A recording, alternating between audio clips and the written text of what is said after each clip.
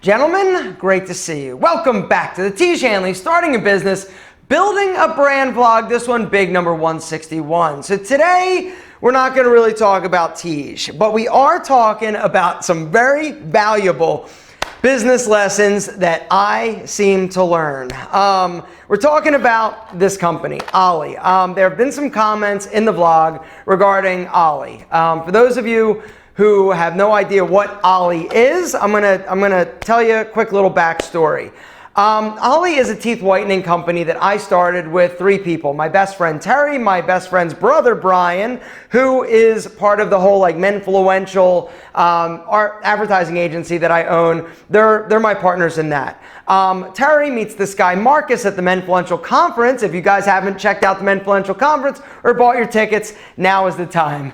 See, I always seem to slide that in. Anyway, last year, he meets this guy Marcus, and Marcus goes to Terry. He's like, hey, I've got this company. It's called Ollie. They're teeth whitening strips. They're for sensitive teeth. They're amazing, and try them. So Terry tries it, and he freaks out because Terry has had sensitive teeth. He's not somebody that is able to actually like use the trays and the gels and stuff like that. So he tries them, and they work immediately. His teeth don't hurt, and he freaks out. Well, he tells me about it, and I'm all like, yeah, whatever, teeth whitening strips, who cares, right? And I'm like, give me a break. I got other things to worry about. But he keeps talking to this guy, Marcus, and they keep sort of, going around and trying to figure out, some type of, way to market them. And long story short, Terry comes to me, he's like, hey, I really think this is an amazing opportunity and this is a fantastic product. I want you to try it. So I'm like, okay, send them to me. So I try them and I'm like, yo, these are pretty amazing.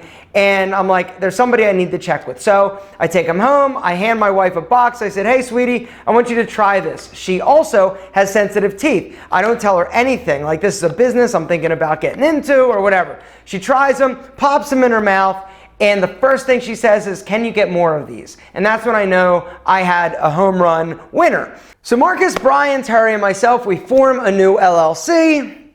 Certain people are going to be responsible for certain things. Terry and Brian were going to be responsible for the initial capital that we're putting up in order to purchase the inventory and to build the website and get us off the ground. I was going to be responsible for the fulfillment out of my warehouse and also marketing, right? Because that's one of the upsides to having me as a business partner is that, just like with Tiege Hanley in the beginning, we can market for, basically $0 other than me and my time. And so we're all excited. It was super like exciting, right? We really felt like we had an amazing business model. We loved the product that Marcus brought to the conference. And remember I said that because this is in where we run into issues. So, for like 2 months, we're getting everything ready while the manufacturer is making our order. It's a big order. Mistake number one that we made that I don't want you to make if you are doing something like this is whenever you have a manufacturer and they're making something, ask for a sample, right? Have them make a small batch and send you a sample so you can try it and test to make sure before they do the big monster order, it's right. You do that with Tiege Hanley. You do that, you do like batch samples and stuff like that. We did not do that with the Ollie strips, assuming that the strips that Marcus brought were our case study. They were a batch sample. We loved it, right? Like this is our strip. They're going to duplicate them, right? That's what we were hoping, and that's what you would think would happen. But unfortunately, that is not what happened. So long story short, we get the order. First thing, I open the box, they come to my warehouse, I'm all excited, I take pictures, I'm sending them to everybody, and I open up a strip. I'm like, sweet! And I see them, and I'm like, these are awesome! And then I start playing with them a little bit, and I notice, see, I just opened one right there. The gel is separating from the strip, right, like that, right? And it wasn't that dramatic when I got mine, right, the first one. And I noticed when I put them on my teeth, they didn't stick quite as well as the originals. They also looked a little different. These are the originals, and these are the ones that we received. And the big difference is that you see all these tiny little bubbles in there. These did not have them. The other thing I noticed is that when I peeled the old strips off and I stuck them to my teeth, they stuck like immediately. They were incredible. The new strips, the top was fine, but the bottom took a little bit of actually like, and it took a second. And so I'm like, oh, shit. And so I go and I grab another box, I rip it open, I'm like, maybe it's just one box, maybe it's just a batch, and we get it, and same thing happened. I'm like, uh-oh. This does not look good. And so I called the guys, and I called Marcus. I said, Marcus, the new strips do not stick as well as the old strips. What's going on? And so he's like, I don't know. Let me reach out to the vendor. Can you send me some? I'm like, sure. And so I sent everybody, some of the new batches. And so we got them, and we tried them, and it was apparent that they were not as sticky as the originals. Now, the upside is that they work just as well. They were amazing, and they just took a little bit of extra messing with to get them to stick to the bottom teeth. But it was an issue. The bigger issue is that we've got 500,000 of these strips sitting in my warehouse, and we're like, okay, so what do we do? Marcus reaches out to the manufacturer and said, hey, these aren't as sticky. What's going on? Why are there bubbles? And they're like, oh no, the bubbles, because there's hydrogen peroxide. When we first do them, it's not as stable, but then it basically, the bubbles go away. And we're like, okay, we're not scientists, so that made sense to us. In terms of it not being sticky, they said, well, we're not sure, we understand, the formula hasn't changed. And so like, okay, well, okay.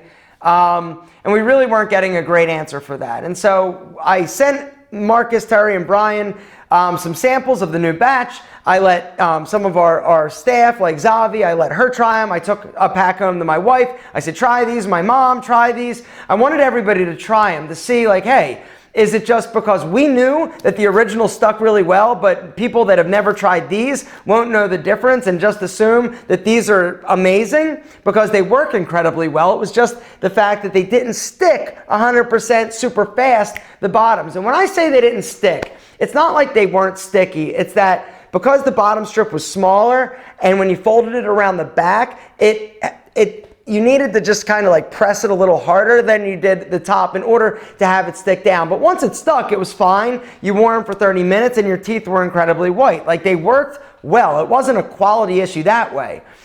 And so we got on a call and the manufacturer wasn't accepting any responsibility. They said it was fine. And we had to make the decision, what should we do? Should we try and fight them to see, hey, can you make us a new batch, when we knew that was going to be a crazy fight with a company that wasn't admitting that there was anything wrong? Or do we sort of roll the dice and be like, okay, let's just, roll the product out. I mean, it's still a great product that works, and just sort of talk about the fact that the bottoms are a little tricky. And in the original video that I did where I launched Ollie, I say the bottoms are, I took the video down so you probably won't find it, but I said the bottoms, sometimes you got to mess with them, but they stick fine. And so we launch it, right? We're like, okay, let's just do this and let's see what the feedback is. Because at that point, I mean, we were committed. We made the huge critical mistake of not getting a sample, and then I don't even know that would have fixed the problem. It would have prevented us from launching this, because we would have, after going back to the lab, we would have figured out that no, actually, they're not able to, which I'll talk about in a second. So we launch, and right away it is a huge success. I'm talking amazing, right? People were loving it. They were loving the models. People were like, hey, this is awesome. This is incredible. And Ollie, as a team, we were all like, yes, we knew that it was a great idea. We knew that this was right. And so it's every entrepreneur's best case scenario, right? You've got an amazingly successful brand right out of the gate that people love. But then people got them.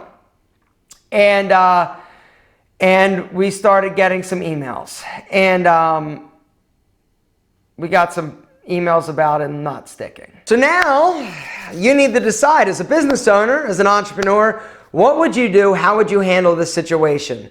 Now, just to understand the scope of what we're talking about, we sold thousands of of units, right? Thousands of orders. We got 7 complaints. 7. Not 107, 7 out of, a few thousand. How would you handle this situation if you were us? Would you continue to sell the product and just try and blast through this inventory and kind of like be like, all right, we're out, now we'll adjust and try and figure out how to make it better next time? Is that what you would do? Because the alternative is a much harder decision. It's much more costly, it's much more, it's scary, and it's a decision that we ultimately ended up having to make, which was shut it down. Shut down the business. And we stopped selling. And there is nothing more more upsetting than having a product that people want, that people are loving, buying, but then deciding and making the decision that we've got all this inventory that we're not going to sell. And the reason we're not going to sell it is because of the fact that you only get one shot at this. You got one chance to leave an incredible impression. And if we come out of the gate with a product that is inferior or that we know, because here's the thing, if we thought they were great and we got, a few people that were like, oh, they don't stick, but we believed and knew that these were amazing and we really felt like it was just a user error thing, we would have kept selling. But we knew as soon as we got them that they were not 100%. They were not as good as the original Ollie strips that we got. And so we made the decision, and I say it was a hard decision, but it's not a hard decision when you look at what is at stake and you look at what could potentially happen. If we would have continued to sell a product that we knew wasn't 100% and people weren't thrilled with, totally satisfied and loving, the damage that could have been done from a PR perspective or a reputation perspective, like it's game over. If we would have continued to sell all 500,000 of those strips to customers who trusted me, who trusted us, who believed in Ollie, and they got them and they weren't happy and they started leaving negative reviews or just, bad will or whatever it is, it would have been game over. Like, that's it. No more recovering from this. And so even though it was an expensive thing for us to shut down and possibly lose all that inventory, it was the only decision we could make. We shut down operations and then we decided to do something else. We decided to email all of our customers and tell them that we're having an issue. If they get the strips and they're not happy, we will be happy to refund every single customer their money back if they want it, if they're not happy. The strips work fine, but we don't feel that they are the best that they could be and should be, and so we'll give you your money back if you want it. And if you want it, we'll be happy to do it. Or once we figure this out, once we get the strips corrected and we can get back on the right track, we will reship you, every single customer, a new supply. Whether or not you bought an annual pack or you bought a transformation kit or whatever, we're going to do that. And so it was a hard decision, but it was the only decision we could make. But now comes the tough part. Now we got to figure out what the hell went wrong and how we're going to rectify the situation. And so we went back and forth with the lab, who said that there was no problem, there was never a problem. We sent them the samples. They're like, no, we have no idea. Come to find out, they weren't 100% honest with us. They changed manufacturing facilities and equipment.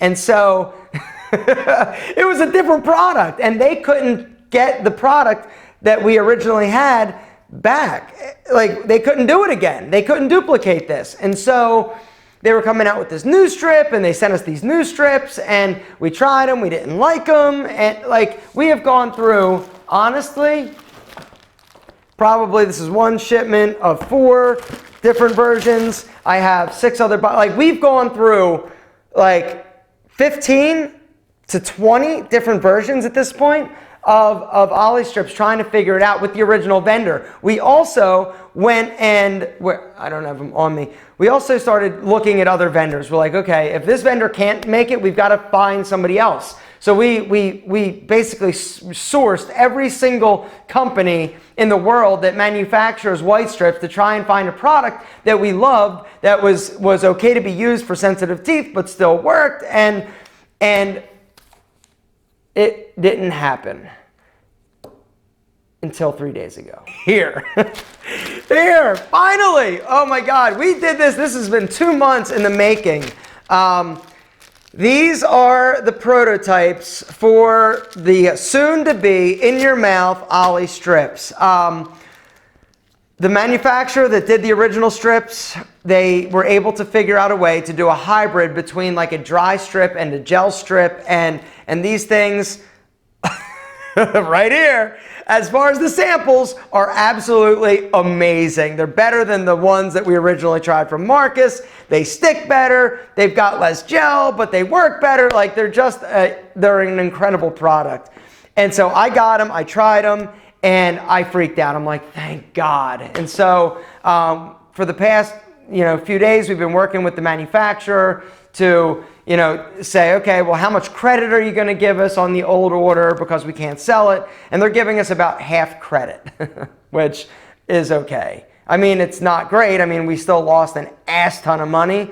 But at the end of the day, you know what we're happy about? We're happy that we found a product now that we can sell, because the product, the concept, the idea is amazing. It just, we had an issue. We had an issue that we could not put our heads in the sand and not deal with.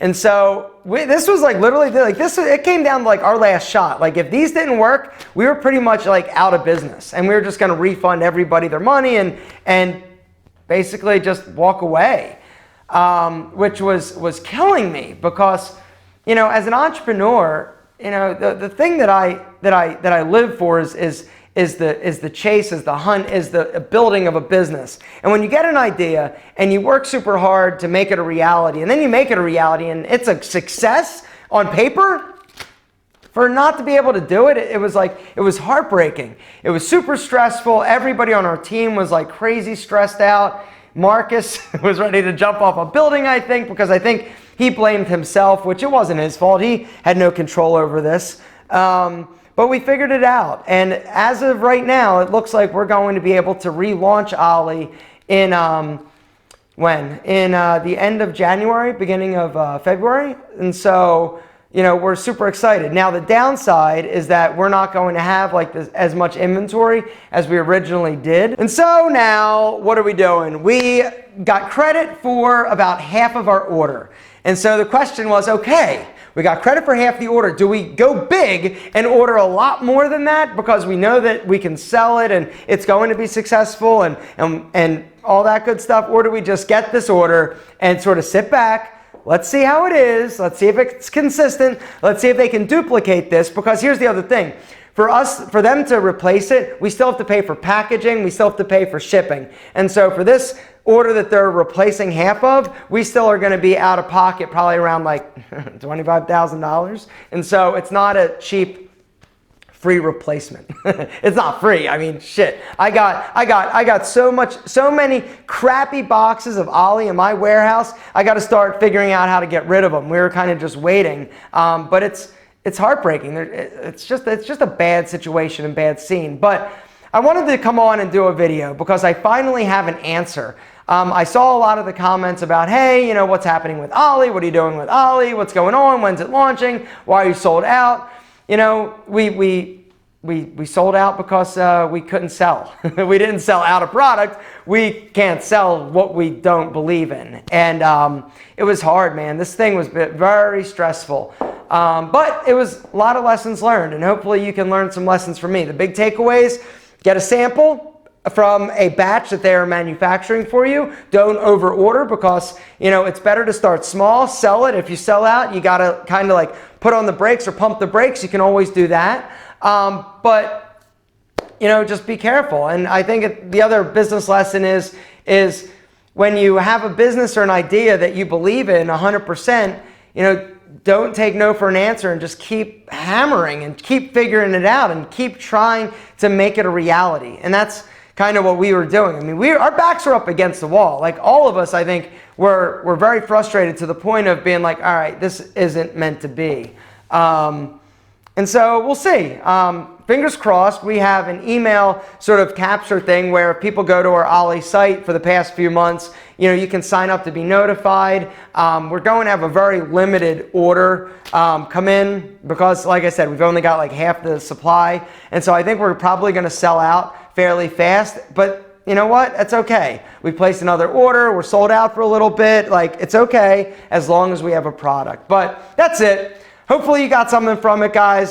Thanks for listening. Thanks for watching. I just wanted to give you an update because I haven't talked about Ollie here, and I know that this is Tiege Hanley, but this is definitely a big learning lesson in terms of a business lesson that I've learned. It's been hard, but I'll make it. We'll make it, and hopefully I can report back that this business was an incredible success, like Tiege Hanley is. And so I think that's where I'm going to leave it, guys. Thank you so much for watching. And eventually, you're not only going to have amazingly handsome faces, smooth skin, thanks to Tiege Hanley, we're going to hook it up with some new, fresh Ollie strips to make your smile white and bright. Guys, thanks so much for watching. We love you more than our double monk strap shoes. Next time, I'm going to be in Chicago. I'm actually going to Chicago this coming Tuesday. I'll bring my camera, film a little vlog action from our holiday party, hopefully, and have something special for you guys to look at. Guys, thank you so much for being a part of this. We love you incredibly much, more than our double monk strap shoes.